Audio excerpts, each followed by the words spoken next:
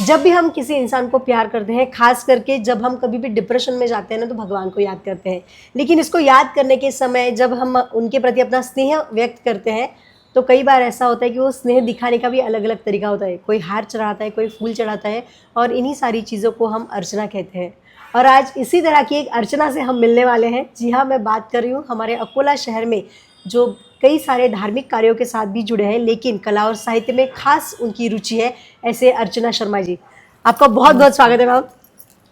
मैं जिस तरह से मैंने आपका इंट्रोडक्शन दिया, जब से मैं आपको जानती हूँ, मैं ऐसे ही आपको जानती हूँ कि आप धार्मिक कार्यों में हमेशा सक्रिय रहते हैं।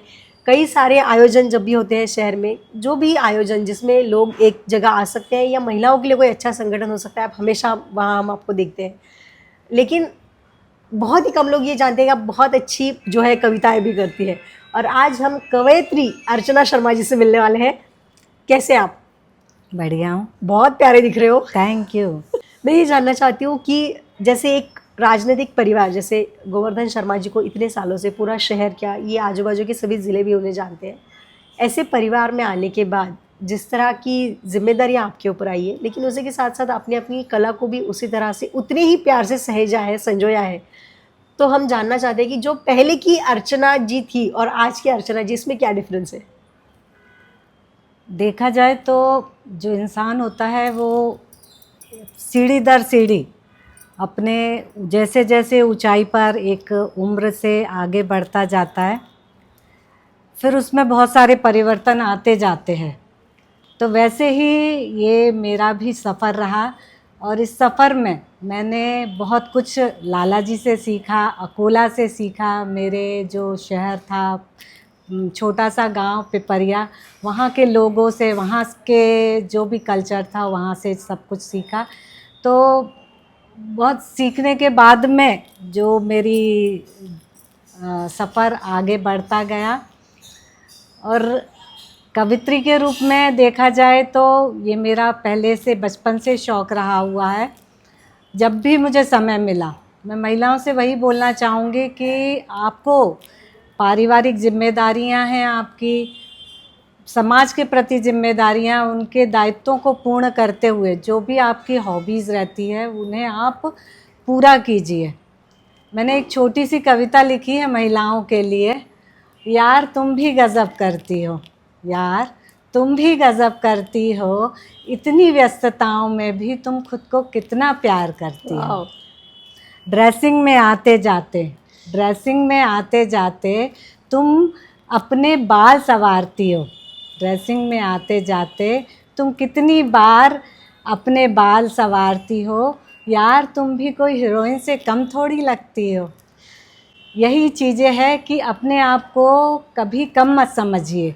जो भी आपके हॉबीज़ हैं, आपके जो भी पसंद की चीज़ें, वो करते रहिए। जी, आपने जैसे बोला, तो आपके जैसे पीहर का आपने बोला कि एक बहुत ही छोटा सा गांव है, तो किस तरह का वातावरण वहाँ पे था? आप किस तरह से मतलब वहाँ कैसे आप बढ़ते गए, कैसे क्या क्या चीज़ें सीखते गए वहाँ पे?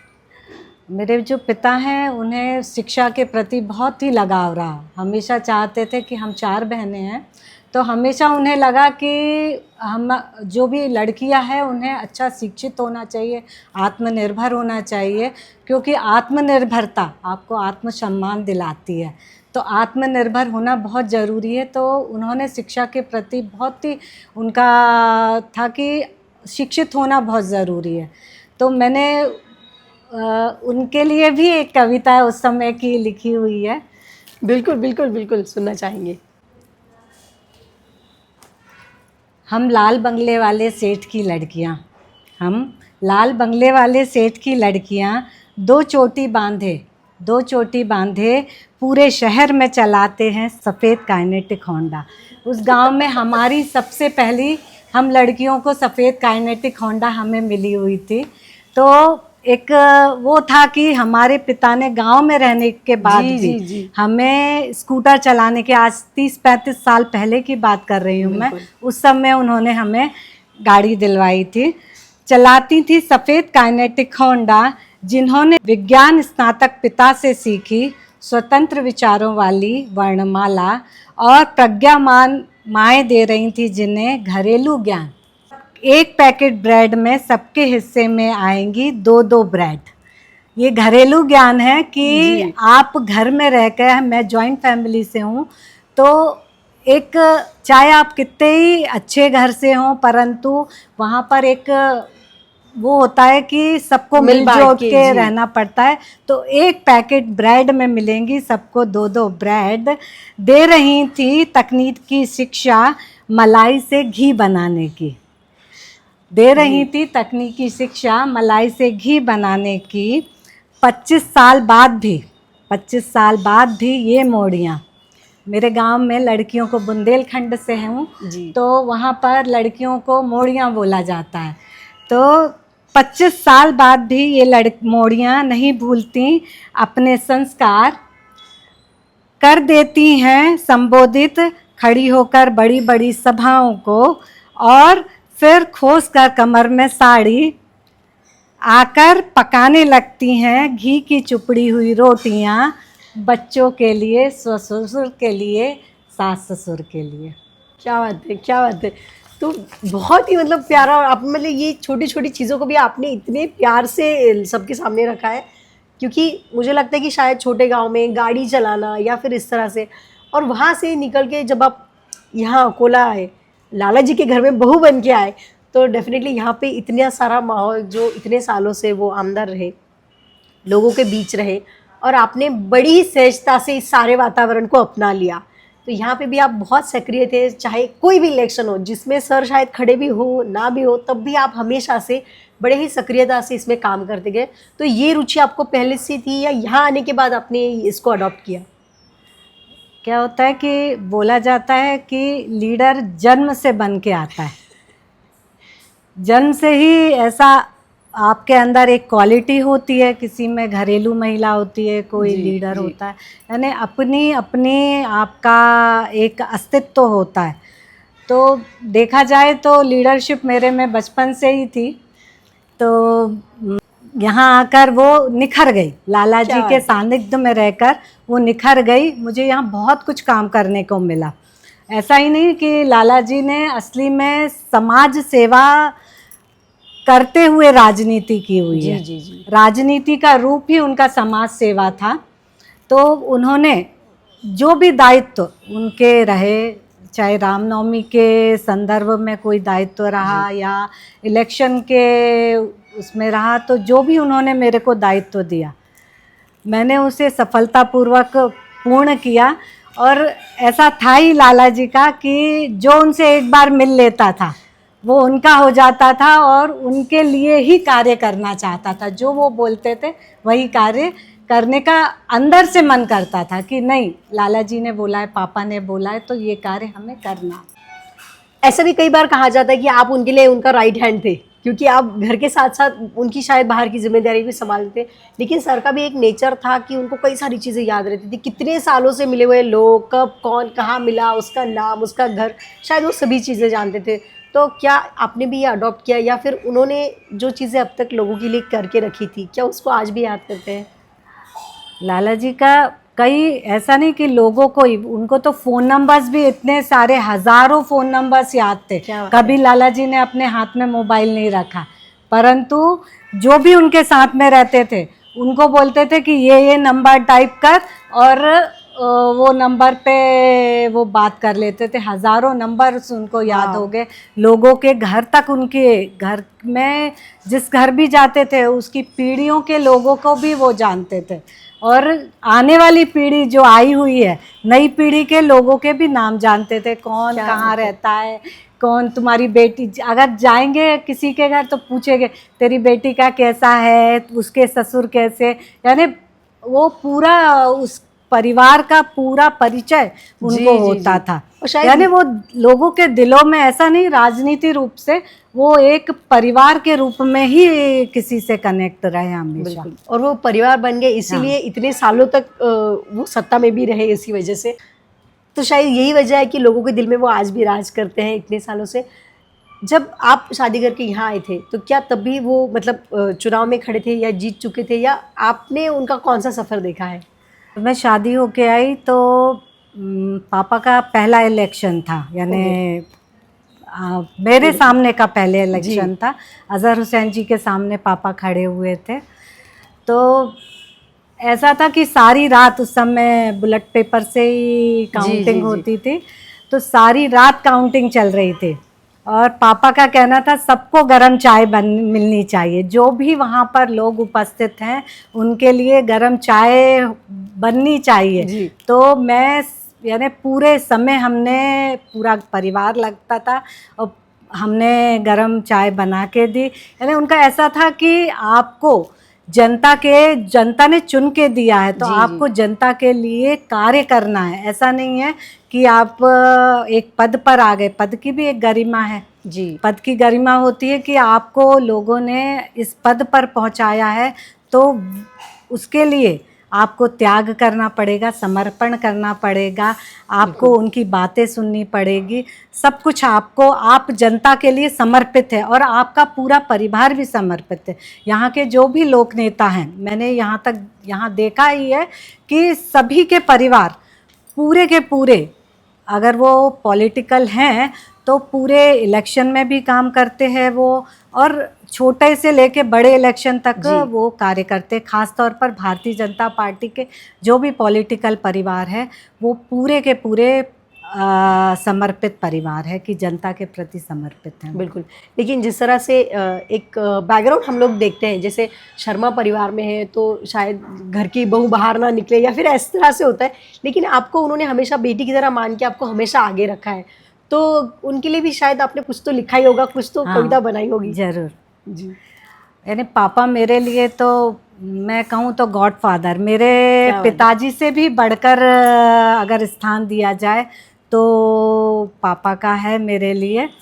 तो हमेशा बहुत छोटी छोटी जितना स्नेह है उन्होंने मेरे को दिया उतना ही मेरी तरफ से भी उनका बहुत लगाव रहा कि मैंने हमेशा अपने पिता के तुल्य ही उन्हें समझा।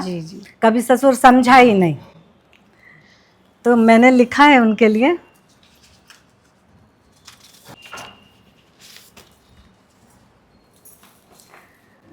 पापा आप ही मेरे ईश्वर हो, पापा आप ही मेरे ईश्वर हो, आहत हुई जब भी मेरी आत्मा, आहत हुई जब भी मेरी आत्मा, आपकी तस्वीर मेरे आंसुओं से भीग गई। आहत हुई जब भी मेरी आत्मा, आपकी तस्वीर मेरे आंसुओं से भीग गई। खुशियों में कितनी बार आपकी फ़ोटो ले मैं बावरी सी नाचती रही, आपकी फ़ोटो ले मैं बावरी सी नाचती रही। हर सुख दुख में मेरा ईश्वर ही साझेदार रहा, हर सुख दुख में मेरा ईश्वर ही साझेदार रहा। आप अनुपस्थित होकर भी हमेशा उपस्थित रहे जैसे ईश्वर।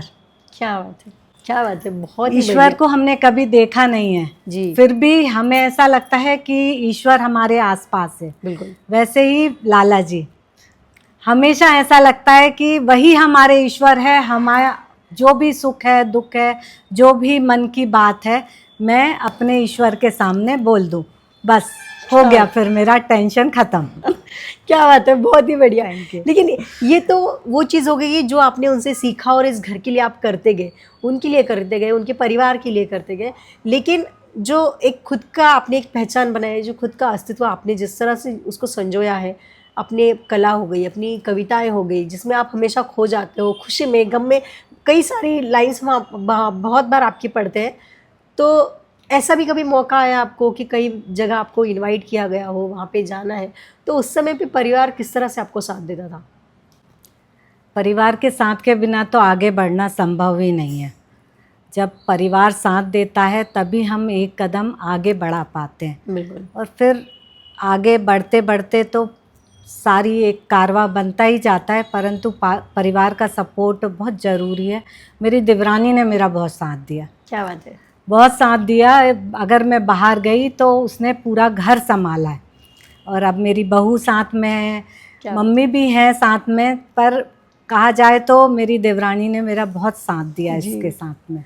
और शायद ससुराल आने के बाद यही रिश्ते होते हैं, ननन देवरानी, ये सब सही है बन ना। जाती है। देखा जाए तो अभी मेरी बहू आ गई है तो ऐसा लगता है कि मेरे 3 फ्रेंड घर में हो गए, मम्मी हो गई, बहू हो गई और देवरानी। आरती हो गई, जी। 3 फ्रेंड घर में हो गए। अच्छा है, तो मतलब माहौल तो घर पे ही बन हाँ, जाता होगा ना, यस सेलिब्रेशन तो यस, घर पे ही सबसे ज्यादा सेलिब्रेशन हो होगा। जाता है। वैसे अभी तो गणपति जी का समय चल रहा है, तो इस समय में क्या नई चीजें आप लोगों ने इस बार किया है, क्योंकि इस साल तो बहू भी है इस गणेश उत्सव में आपके साथ में, तो क्या नई चीजें की आप लोगों ने?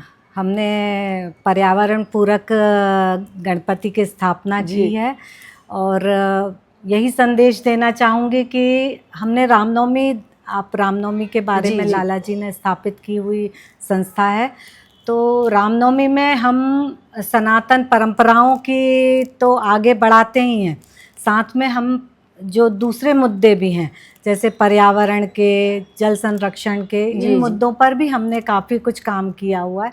तो मैं यही संदेशा देना चाहूँगी, देखिए रोडें तो बन जाएंगी परंतु उन्हें संभालना बिल्कुल हमारा कर्तव्य है। तो हमें बच्चों को संस्कार दें कि आप सार्वजनिक स्थलों को कैसे साफ सुथरा रखें, बिल्कुल आपकी क्या जिम्मेदारियां हैं। ये संस्कार हमें, छोटे छोटे संस्कार अपने घर में, परिवार में जो बड़े लोग हैं उन्हें भी, ऐसा नहीं बच्चों को ही दें, कई बड़े लोगों को भी हम ये बताना चाहिए हमें कि किस तरीके से हमें सार्वजनिक स्थलों की केयर करना बिल्कुल चाहिए। बिल्कुल। तो हमारे गणपति भी यही संदेश देते हैं, और मेरी बहू ने बहुत सुंदर इस बार डेकोरेशन किया हुआ जी है, आप भी अभी देखिएगा। बिल्कुल बिल्कुल। वैसे श्री गणेश जी को तो 64 कलाओं के देवता भी माना जाता है, और आप तो कला और साहित्य के क्षेत्र में इतना ज़्यादा अच्छा लिखते भी हैं। आप कई जगह हिंदी पखवाड़ा हो या फिर किसी भी तरह के आयोजन होते हैं तो आप वहाँ पे जाते हैं। मैंने तो सुना है कि आप बाहर की कई सारी यूनिवर्सिटीज़ में भी आपको बुलाया जाता है। तो किस तरह से आप अपने इस साहित्य को और आगे बढ़ाना चाहते हैं, या इसके लिए आप क्या करते हैं? कौन से बुक्स पढ़ते हैं? किस तरह का वातावरण घर पे होता है जिसमें आप ये कविताएँ ढूँढ के निकालते हैं? मेरे मायके में साहित्य का काफ़ी जी। अच्छा पकड़ है। माखनलाल चतुर्वेदी माखन नगर से हैं, तो वहाँ पर ज़्यादा है, जी यहाँ थोड़ा कम था साहित्य का। फिर भी कला जो होती है वो अंदर दबी नहीं रहती है, आप कि टाइम निकाल ही लेते हैं। तो कई बार मुझे रात के 2-2 बज जाते हैं, मैं लिखती हूँ, क्या बात आराम है। से लिखती रहती हूँ। सबके सोने के बाद शायद मैं, मेरे अंदर का कला कभी जाग उठता है, और फिर मैं अपना लिखना। बिल्कुल तो मैं बोलना चाहूँगी कि बच्चों को भी बोलना चाहूँगी कि जो मोबाइल है वो आप ज्ञान को बढ़ाने के लिए, जी जी ज्ञानवर्धन जो बातें हैं वो उससे आप लीजिए। इसका जो भी बेनिफिट है मोबाइल्स वगैरह का वो लीजिए, आप उसके लिए यूज़ कीजिए। पुस्तकें ज़्यादा पढ़िए, जी रीडिंग की आपकी जितनी ज़्यादा हैबिट होगी आपका नॉलेज उतना बढ़ेगा। आजकल तो मोबाइल में भी आपको हाँ, बहुत कुछ बुक्स मिल जाती। बुक्स मिल जाएंगे, टिंडल्स वगैरह में आप जी कर सकते हो। और यही बोलना चाहूँगी कि आप छोटी छोटी गोष्ठियाँ हम करते हैं अरेंज। जी मेरे जी कई बार हम जूम मीटिंग में भी, हमारे वहाँ के जो फ्रेंड्स हैं, मेरे दोस्त हैं, वो मिलके हम हिंदी पखवाड़ा का ऐसा आयोजन करते हैं। हमने कोई नई कविताएं लिखी तो एक दूसरे के साथ साझा करते हैं। यहाँ पे भी जी कुछ मेरे मित्र हैं जिन्होंने मेरे पहली कविता आकाशवाणी में, पहली नाम भूल गई हूँ मैं उनका, उन्होंने मेरे को इनवाइट किया था जी आकाशवाणी में। निशाली। निशाली, मेरी पहली कविता निशाली ने आकाशवाणी में प्रकाशित करने के लिए मेरे को बुलाया था। जी करवा जी जी चौथ का प्रोग्राम था, वाह। तो निशाली ने कहा कि भाभी आप आके यहाँ पर एक छोटा सा करवा चौथ का कविताओं का एक बताइए, जी जी हमारी महिलाओं के साथ साझा कीजिए। तो वो पहला समय था जब मैंने पापा को बताया और मेरे हस्बैंड को, पति को जी बताया जी कि मैं कविताएं लिखती हूँ। तब तक छुपी बैठी हुई थी वो, उसके अंदर में जी दराजों में ही छुपी हुई थी, डायरियों में ही रखी हुई थी। तो जब प्रकाशित हो रहा था तब मैंने पापा को बोला कि आज आकाशवाणी में मेरी कविताओं का एक प्रोग्राम आने वाला है। तो पापा ने बोला अरे वाह। मेरे को लगा वो मेरे को बोलेंगे कि डांटेंगे, पर नहीं, पापा ने बोला, हमने कार में बैठ के पापा और मैंने दोनों वाह ने वो क्या कविताएं बात है। सुनी। बहुत बढ़िया, मतलब उन्होंने आपको जिस तरह हाँ, से एक सपोर्ट बेटी किया की तरह उन्होंने। आपको वो संभालते गए। लेकिन आजकल हम जो सुनते हैं साहित्य के मामले में कि हिंदी और मराठी का थोड़ा सा झगड़ा आजकल चल रहा है। हाँ। लेकिन एक कवयित्री होके या फिर जब आप साहित्य को इस तरह से देखते हैं तो क्या लगता है आपको कि भाषा का कितना प्रभाव इंसान के ऊपर होता है? हिंदी तो हिंदुस्तान की बिंदी है, पर देखा जाए तो मराठी में भी इतने अच्छे साहित्यकार हुए, जी। इतनी अच्छी कविताएं हैं। मैं कई बार, अब मुझे पढ़ के समझ में आ जाता है सब कुछ बिल्कुल। कि क्या लिखा हुआ, इतने अच्छे साहित्यकार हैं। तो ऐसा भाषा तो कोई महत्व ही नहीं रखती इसके जी। लिए। आप जिस भाषा में अपने इमोशंस, अपने उद्गार व्यक्त करना चाहें, उसमें आप व्यक्त कर सकते। और भावनाएं तो एक जैसी ही होंगी ना, बिल्कुल। चाहे आप किसी भी भाषा में व्यक्त करें। और ऐसा कहा भी जाता है कि कला के लिए कोई भाषा नहीं भाषा होती, नहीं कला तो होते। कहीं भी पहुंच ही जाती यस। है भाषा के सारे बंधन तोड़ के। हम कई बार आपको देखते हैं कि श्री रामनवमी शोभा यात्रा समिति हो या जानकी वल्लभ मंडल जो भी होता है, आप बहुत ही सक्रियता से और बड़े दिल से इन चीज़ों में काम करते हैं। कई सारे धार्मिक कार्यों का आयोजन, जैसे आपने कहा कि आप बुंदेलखंड से हो, तो हमने वहाँ से आपकी तरफ से भी कई सारी चीज़ें शहर ने ली है, जैसे पार्थिव शिवलिंग का पूजन हो, चाहे कुमकुमार्जन हो, इस तरह की चीज़ें हमने देखी है। ये आपका शुरू से इसमें बहुत रुचि थी या यहाँ आने के बाद आप इन चीज़ों को सीखते गए? रामनवमी शोभा यात्रा सनातन परंपराओं को आगे लेके जाने जी। वाली है। लाला जी ने हमेशा हिंदू धर्म की स्थापना के लिए हमेशा अकोला में, क्या पूरे जहाँ पर भी वो पहुँच सकते थे वहाँ कार्य किया है वो। जी। तो उनसे बहुत प्रेरणा मिली मेरे को। और एक हमारी टीम, रामनवमी की जो टीम है महिलाओं की भी, वो बहुत अच्छी है। उसके साथ में मैंने, उस टीम के साथ में बहुत हिंदू जागरण के लिए कार्य किया। जी। पार्थिव शिवलिंग, कुमकुमार्जन, यानी अकोला के लोगों को इंतज़ार रहता है कि वो हाँ, कब कब होता है? प्रोग्राम हम करेंगे। तो ईश्वर के प्रति सही में यहाँ आने के बाद, शादी हुई तब तो मैं 22-23 साल की होंगी, जी। उस समय नहीं, परंतु यहाँ आने के बाद में ईश्वर के प्रति मेरी आस्था बहुत बढ़ी जी। कि जीवन में अगर हम पूजा पाठ से नहीं, परंतु मन से हम अगर ईश्वर के प्रति समर्पित रहे, तो जो अवसाद हैं, डिप्रेशन है, इनसे हम बड़ी सहजता से, कितनी भी मुश्किलें, कितने भी संघर्ष आ गए हमारे जीवन में, बड़ी आसानी से हम इनको पार कर सकते हैं। जी। तो मैं प्रत्येक इंसान को बोलना चाहूँगी कि आप किसी के भी प्रति आप समर्पित हो जाइए। समर्पण की जो भावना है आपको कभी डिप्रेस्ड होने नहीं देगी। क्या बात है? आपका हाथ थामे ईश्वर खड़ा ही दिखेगा कि अब हम इस परिस्थिति को, इस जो भी है सम परिस्थिति में आप चलते रहेंगे। ना आपको बहुत सुख का आभास होगा, ना आप बहुत डिप्रेस या दुखी होगे। एक समय आता है, उसके बाद में आप स्टेबल हो जाएंगे। क्या बात है? तो मैंने एक कविता लिखी हुई थी, प्रीत का धागा जो तुझसे जुड़ गया, एक अनजाना अनकहा रिश्ता यूं ही बन गया। वाह! प्रीत का धागा जो तुझसे जुड़ गया, प्रीत का धागा जो तुझसे जुड़ गया, एक अनजाना अनकहा रिश्ता यूं ही बन गया। वाह! अब सुख दुख सब तुझको बोल देती हूँ, अब सुख दुख सब तुझको बोल देती हूँ, दिल के सब राज तेरे सामने खोल देती हूँ। तू ही तो है जो मेरे मन को शांत कराता, तू ही तो है जो मेरे मन को शांत कराता, हर पल मैं हूँ ना हर पल ये एहसास दिलाता। क्या बात है? मैं हूँ ना हर पल ये एहसास दिलाता, फिर बोल कहाँ जाऊँ मैं तेरे दर को छोड़कर, फिर बोल कहाँ जाऊँ मैं तेरे दर को छोड़कर, श्याम प्यारे से प्रीत के बंधन तोड़कर, श्याम प्यारे से प्रीत के बंधन तोड़कर। क्या बात है! बहुत ही खूबसूरत। और जैसे मैंने देखा है कि चाहे पार्थिव शिवलिंग पूजन का कार्यक्रम हो, चाहे आप जितने आयोजन करते हो, मैं हर बार आती हूँ और एक बहुत ही सकारात्मक ऊर्जा वहाँ पे जो है ना महसूस करते हैं। लेकिन कई बार ऐसा भी हुआ है कि बहुत ही 1-2 दिन के समय में आपने ये सारी चीज़ों का आयोजन किया है, तो डर लगता है कभी-कभी यार कुछ गलत हो जाएगा, क्योंकि धार्मिक कार्यों के बारे में अगर सोचा जाए तो बड़ी संवेदनशील चीज़ें होती हैं, लोगों के दिल से जुड़ी हुई चीज़ें होती हैं। तो बहुत शॉर्ट नोटिस पे जब आप तैयारी करते हो तो डरते हो कभी-कभी?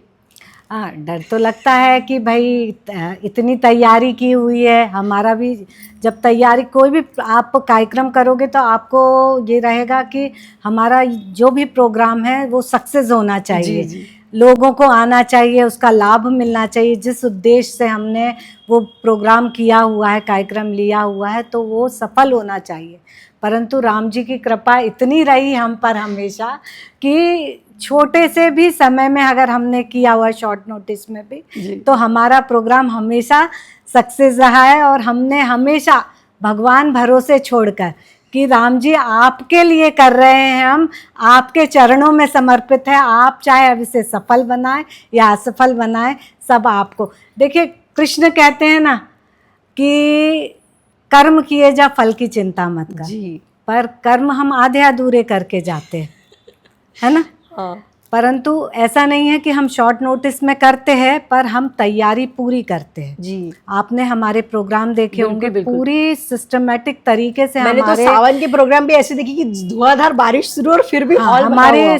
पूरा हम कर्म अपना पूरा करते हैं जी। कि जो भी तैयारियां हैं, लोगों को मैसेज पहुंचाना है, बोलना है, सब कुछ हमारी पूरी टीम लगती है। असली में रामनवमी की टीम ही इतनी बड़ी है। जी।